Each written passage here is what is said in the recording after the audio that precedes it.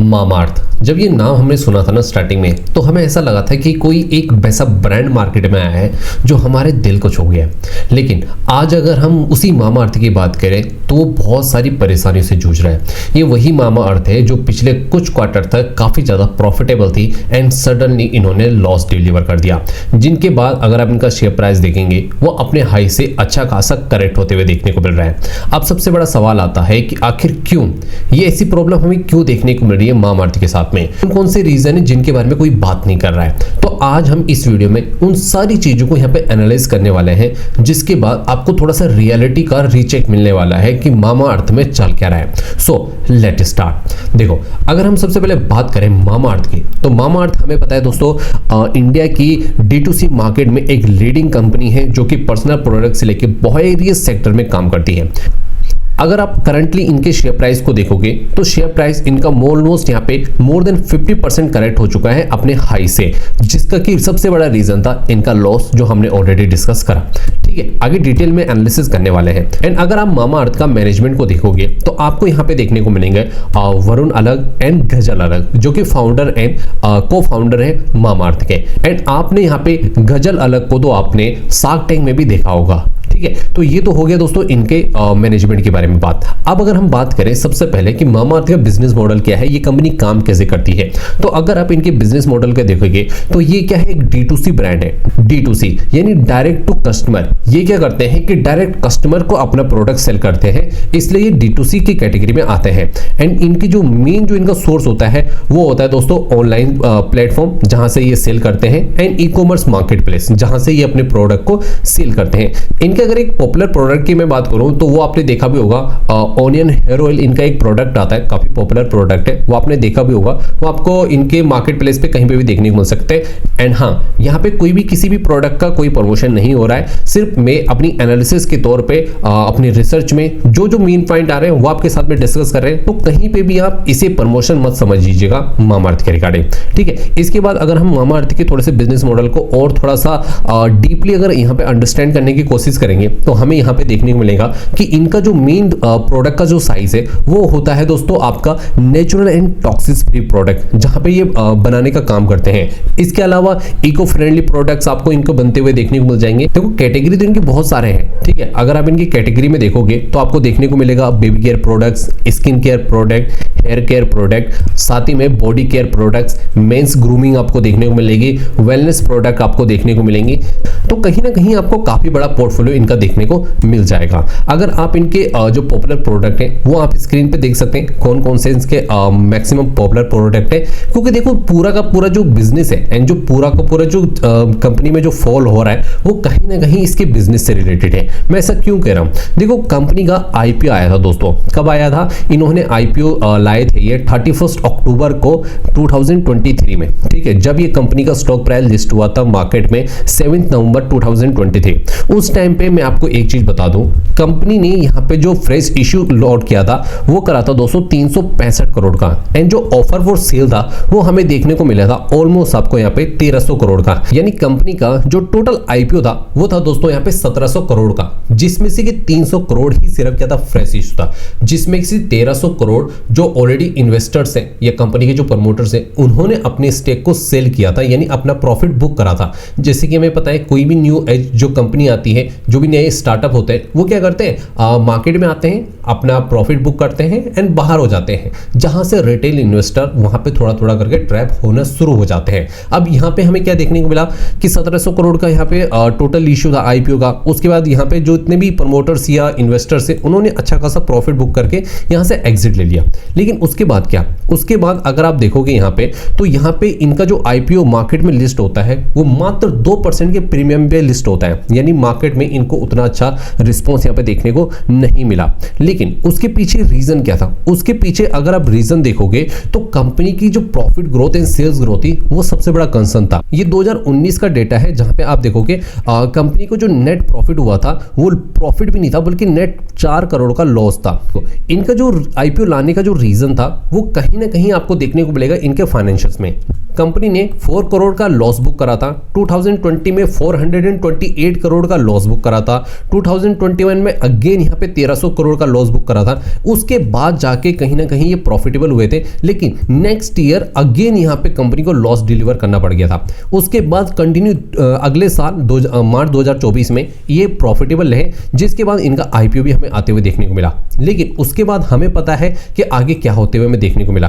तो ये रीजन था इनके आईपीओ लाने का, क्योंकि कंपनी ग्रोथ नहीं कर पा रही थी। यहीं पे अगर आप इनका शेयर होल्डिंग पैटर्न भी अगर आप देखेंगे, प्रमोटर्स के पास में मात्र आपको देखने को मिलेगी 35% की होल्डिंग। अगर मैं गलत नहीं हूं तो इसमें से 34% की होल्डिंग आपको देखने को मिलेगी इनके जो फाउंडर है उनके पास, एंड अदरवाइज कुछ और पर्सन होंगे जिनके पास यहाँ पे होल्डिंग है। तो प्रमोटर्स के पास में काफी कम होल्डिंग हमें देखने को मिल जाती है, एंड जो पब्लिक है उनके पास में दिसंबर 2014 के अकॉर्डिंग ऑलमोस्ट यहाँ पे 31% की हिस्सेदारी हमें देखने को मिल जाती है। तो ये आपको यहाँ पे शेयर होल्डिंग पैटर्न भी आपको कंपनी का यहाँ पे देखने को मिल सकता है।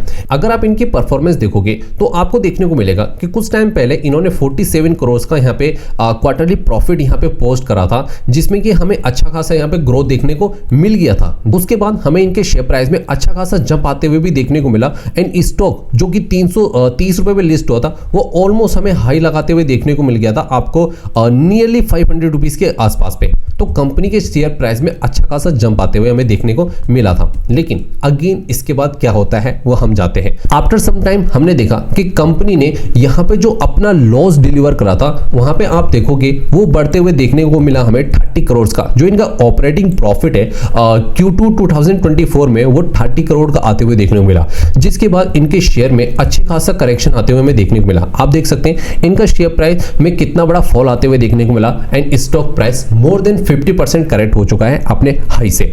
जिसके बाद हम कंटिन्यू इस स्टॉक में थोड़ा सा फंसे हुए मैं कह सकता हूं, क्योंकि स्टॉक पे उतनी अच्छी रिकवरी नहीं बनती हुई देखने को मिल रही है।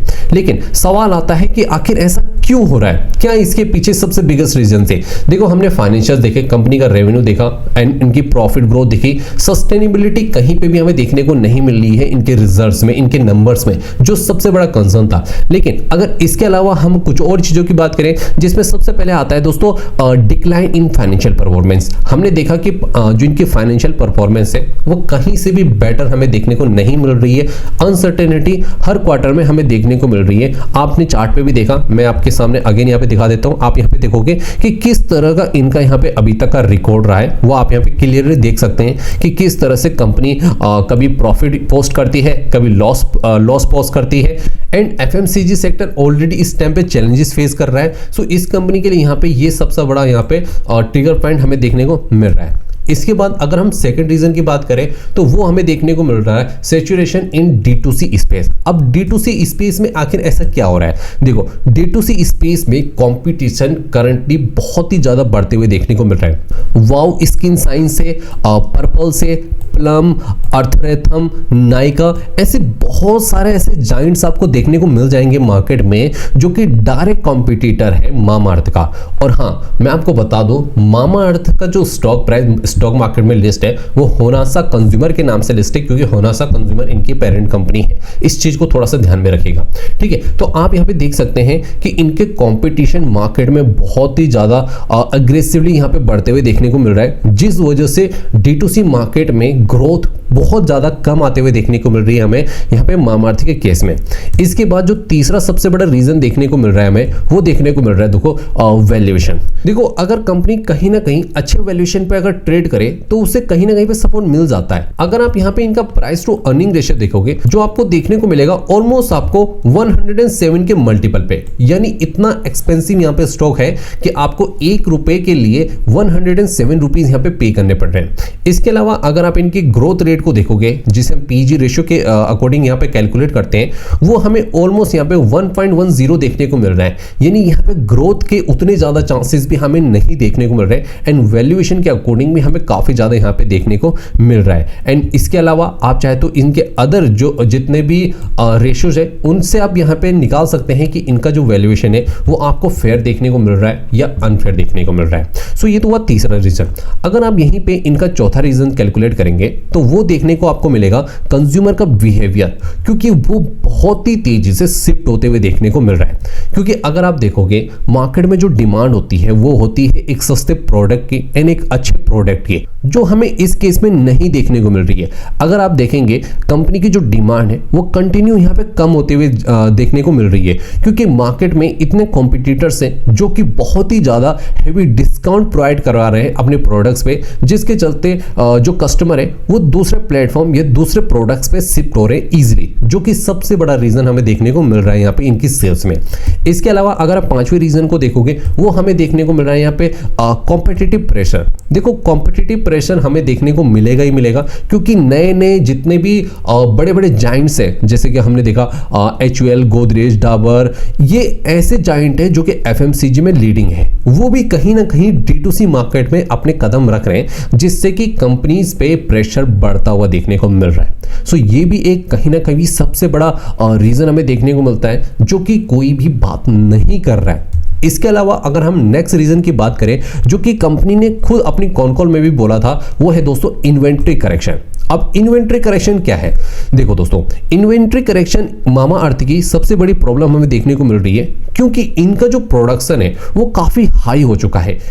इन्होंने क्या करा है कि जो प्रोडक्ट है उनकी हाई प्रोडक्शन करके रखी हुई है, जिसकी वजह से इनके पास इन्वेंट्री काफी ज्यादा आते हुए देखने को मिल रहा है एंड मार्केट में उतनी डिमांड नहीं है, क्योंकि जितने भी कस्टमर है या तो वो सस्ते प्रोडक्ट के पीछे जा रहे हैं या उतने प्रोडक्ट की परचेसिंग वगैरह नहीं कर रहे, जिसकी वजह से अगर आप देखोगे इनके पास जो स्टॉक है काफी ज्यादा स्टक हो चुका है, जिसकी वजह से ये अपने स्टॉक को सेल करने के लिए हैवी डिस्काउंट वगैरह डिलीवर कर रहे हैं, जिसकी वजह से इनके नंबर में इसका इंपैक्ट देखने को मिल रहा है, जिससे इनकी सेल्स तो बढ़ रही है लेकिन इनकी जो प्रॉफिट है वो नहीं हो रहा है, क्योंकि इनका जितना भी प्रॉफिट होना था वो सारा का सारा डिस्काउंट में माइनस हो जा रहा है, जो कि इनके लिए सबसे बड़ा सरदर्द बना हुआ है, जो कि इन्होंने अपनी कॉन कॉल में भी कहा था, आप चाहे तो जाके चेक भी कर सकते हैं।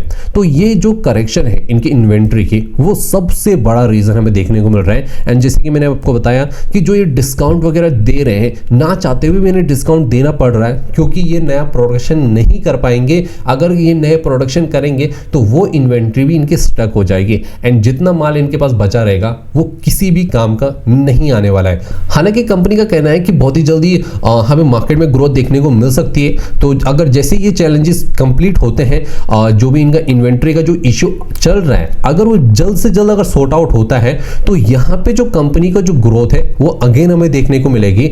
एंड जो ये इंपैक्ट हमें देखने को मिल रहा है ये प्योरली हमें शॉर्ट टर्म बेसिस पे देखने को मिल रहा है। हाँ, अगर फ्यूचर में डिमांड आती है तो यहां से टर्न अराउंड हो सकता है इनके नंबर्स में, अदरवाइज इस तरह के प्रेशर हमें स्टॉक्स में देखने को मिल सकते हैं, क्योंकि नंबर उतने सपोर्टेबल नहीं है।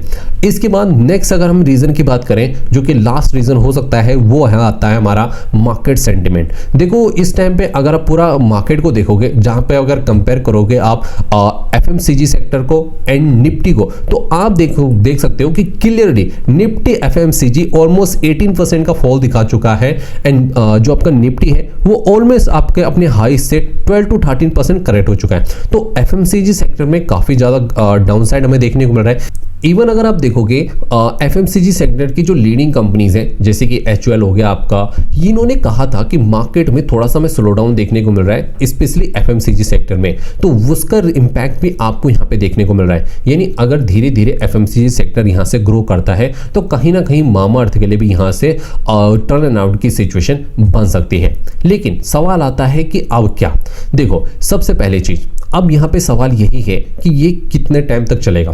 देखो अगर हमने जिसे भी बात करी थी कि ये जस्ट शॉर्ट टर्म हो सकता है या लॉन्ग टर्म हो सकता है, अगर FMCG सेक्टर में ग्रोथ आती है सो ये क्लियरली एक शॉर्ट टर्म इम्पैक्ट हो सकता है। लेकिन अगर मार्केट में जो जो पॉइंट हमने डिस्कस करे मोस्ट इंपॉर्टेंट, अगर वहां पे अगर कंपटीशन बढ़ा, इसी तरह से सब कुछ चलता रहा, तो कंपनी के लिए अपने रेवेन्यू को, अपने खास करके प्रॉफिट को मेंटेन करना काफी ज्यादा टफ हो सकता है। लेकिन अगर जल्द से जल्द अगर इन सारी प्रॉब्लम का सॉल्यूशन आते हुए देखने को मिलेगा अगर हमें, तो यहां से जल्द हमें रिकवरी भी आते हुए देखने को मिल सकती है।